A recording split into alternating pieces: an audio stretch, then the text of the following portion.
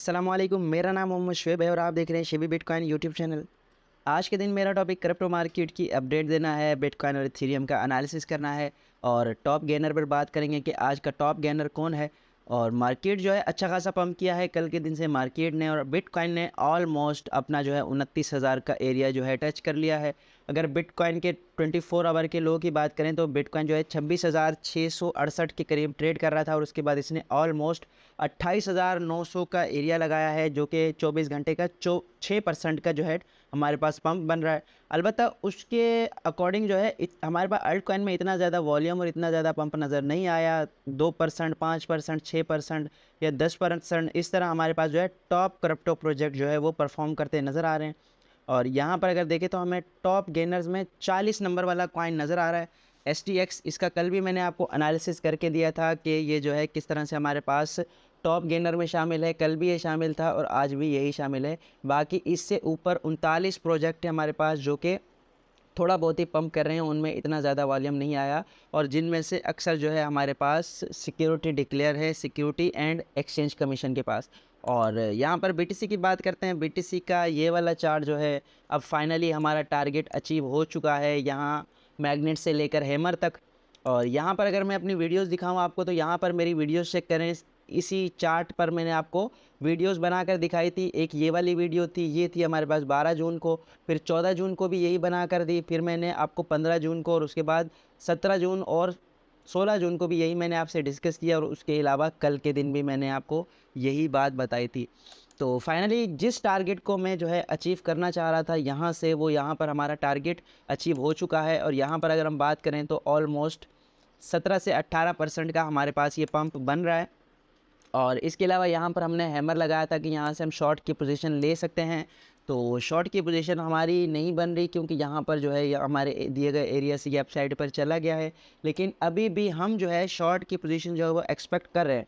क्यों एक्सपेक्ट कर रहे हैं कि यहाँ पर अगर आप देखें तो इस एरिया में हमें RSI नज़र आ रही है 4 आवर के टाइम फ्रेम में 86 पर और 1 आवर में 83 पर। तो यहाँ से शॉर्ट की पोजीशन बिल्ड होगी। ये जो अप साइड पर हमें एक लंबी विक नज़र आ रही है, ये हमारे पास मैनिपुलेशन का एरिया है और सून और लेटर हमारे पास BTC जो है डाउन साइड पर आ सकता है। और अगर 28,500 से डेली क्लोजिंग नीचे होगी तो हम जो है इस एरिया में ट्रेड करेंगे वापसी, और यहाँ पर ये वाला एरिया हमारा ट्रेडिंग का हो सकता है। और अगर अब हो जाती है हमारे पास क्लोजिंग तो फिर हम जो है अप साइड के मूवमेंट को देखेंगे और फिर हमारे पास 30,000 का एरिया और 31,000 का एरिया नेक्स्ट हो सकता है। तो इस चीज़ को हमने क्लोजली वॉच करना है। फिलहाल अगर आप शॉर्ट की पोजीशन लेना चाहते हैं तो आपने इस कैंडल को क्लोजली वॉच करना है। ये कैंडल फैसला करेगी कि हमने शॉर्ट की पोजीशन लेनी है या फिर लॉन्ग की पोजीशन लेनी है।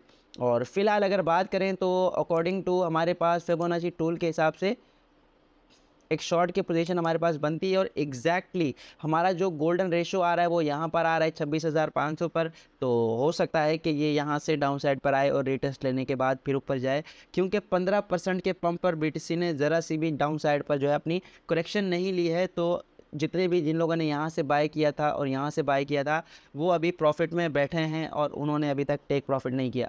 तो इस चीज़ को क्लोजली वॉच करना है, अपने फोमो का शिकार नहीं होना। ये टाइम जो है बाय करने का नहीं है।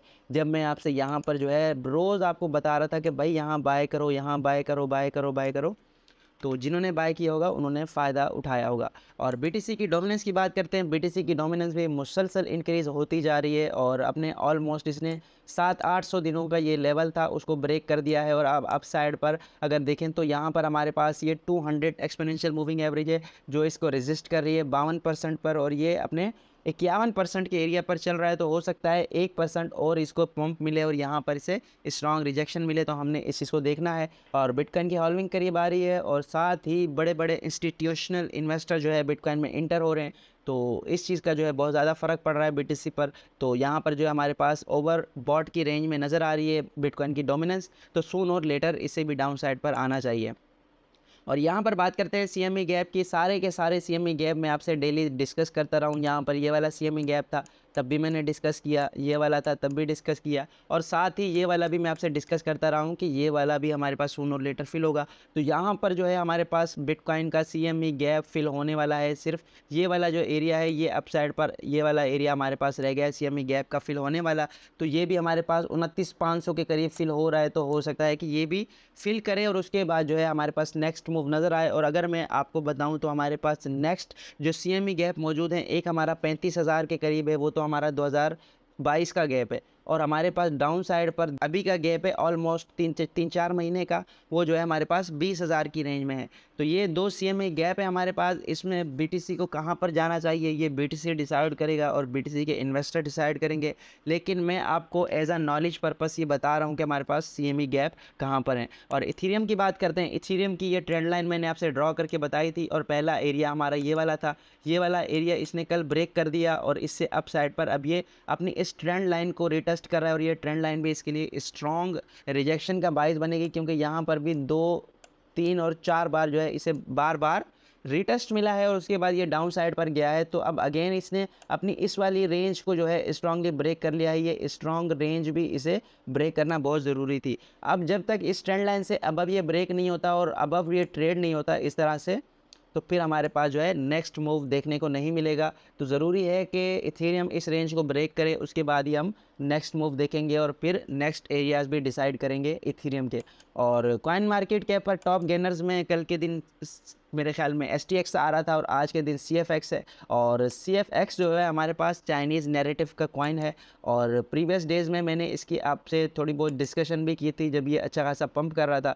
तो यहाँ पर फ़िलहाल इसने स्ट्रांगली खुद को सपोर्ट किया और कई दिन जो है ये इस वाले 200 वीक की मूविंग एवरेज से नीचे ट्रेड हुआ। अब जो है दोबारा से इसने इसे ब्रेक कर दिया और फिलहाल अपनी रेजिस्टेंस को फेस कर रहा है। नेक्स्ट इसकी जो रेजिस्टेंस होगी हमारे पास ये वाला एरिया होगा, ये स्ट्रांग इसका रेजिस्टेंस एरिया है, और फिर उसके बाद जो है अगला एरिया हमारा ये वाला रह सकता है।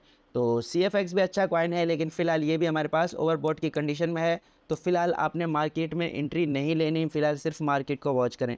जब एंट्री लेने का टाइम था तो मैंने आपको बताया था, मैंने आपसे प्रोजेक्ट भी शेयर किए थे। उस वक्त अगर आपने एंट्री नहीं ली थी तो फ़िलहाल जो है आप सिर्फ मार्केट को देखें और मज़ा लें। अच्छा, यहाँ पर सबसे बड़ी न्यूज़ और मार्केट के पंप करने की जो वजह हो सकती है, कैटिडल, फिडेलिटी और Charles Schwab launch new crypto exchange platform EDX market.